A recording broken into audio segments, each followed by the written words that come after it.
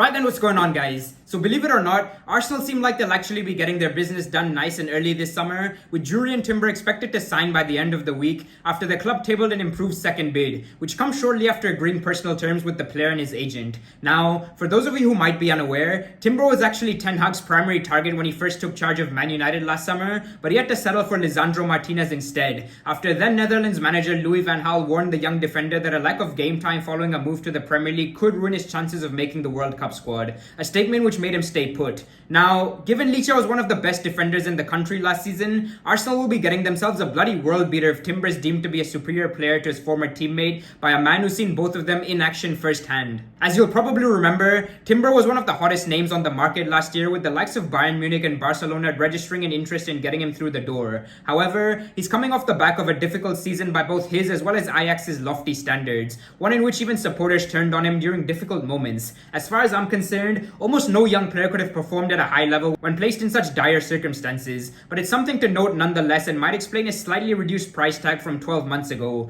Before I get into his style of play, there's a couple of myths I want to address about Timber. First and foremost, contrary to popular belief, he actually came through Feyenoord's academy. In fact, his twin brother Quinten starred for them in the center of the park during their recent title win, and I'm not entirely sure why this fact keeps getting brushed under the carpet. Secondly, for all the chatter about Timber being able to play at right back, he hasn't done that on a single occasion in the last 18 months, so don't expect to see him out wide anytime soon unless there's a massive injury crisis, which, in all fairness, is fucking inevitable with Arsenal taking the last couple of decades into consideration. Likewise, there's a couple of people out there who claim Timber can be utilized in defensive midfield, and honest to God, I want some of what they're smoking. The guy's quite literally only played there once in his entire senior career thus far, so unless Arteta decides to reinvent Timber completely, the right-sided centre-half position is where you'll exclusively be seeing him, whether that's in a back four or a back five. Moving on to what you can expect to see from Timber on the pitch, the thing which stands out most is his technical ability, which should come as no surprise really given all the work he's done with Ajax's famed coaches. Whether it be his intricate passing range or elite dribbling skills,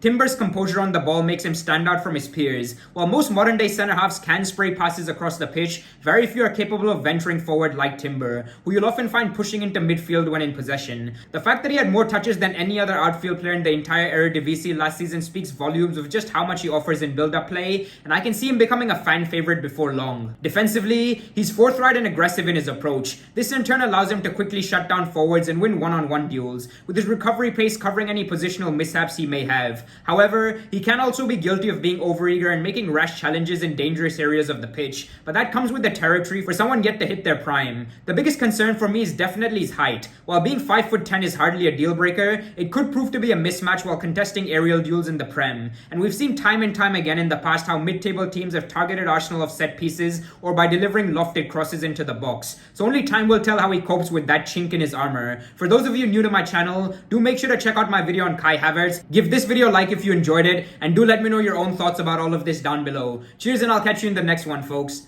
Peace.